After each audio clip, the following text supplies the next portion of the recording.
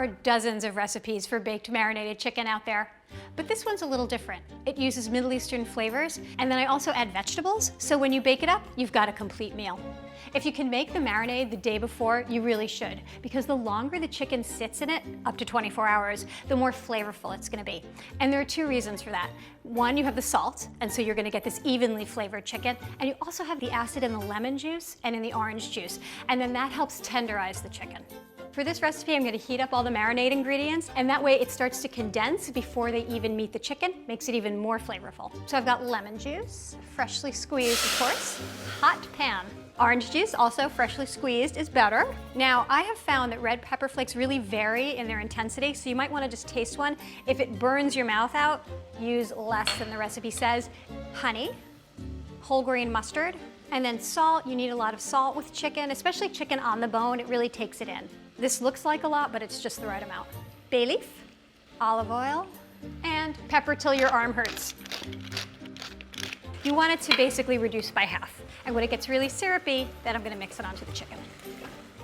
And I'm gonna add the rest of my ingredients. I have these blanched lemon slices, and the reason that I blanch them is that if you just added regular lemon slices, they would be a little bit chewy after the chicken roasted, but if you blanch them, then they get tender and they're really soft and lovely to bite into.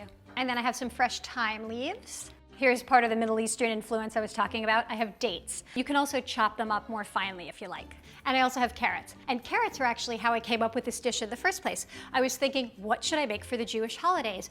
And usually for the Jewish holidays, you make a dish called simmus, which is carrots and honey and often dried fruit.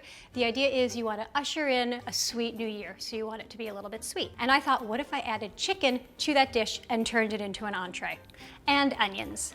Now you just want to toss all of this together so that everything gets coated with the sauce. And you should just use your hands because this is impossible.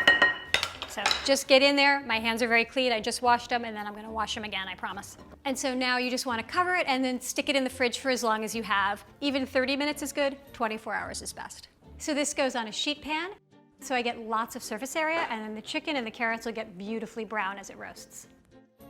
So an important thing about roasting this is that the white meat will cook faster than the dark meat. So you want to remove it as it's finished cooking. Then you take the dark meat out when that's ready, and you leave the carrots in because the carrots will actually take longer to get tender than the chicken. Now I'm going to pop it in the oven. So the white meat is done at this point. Cover them just to keep the chicken warm while the dark meat cooks. And now the dark meat is finished. You just want to give your carrots a stir so they cook evenly, and then they're going to need a few more minutes in the oven to finish. Now you just put the sauce right on top of the chicken. I'm going to give this a very fresh garnish to contrast with all these roasted flavors. So I have some scallions, pistachio nuts, and then parsley, or you could use mint.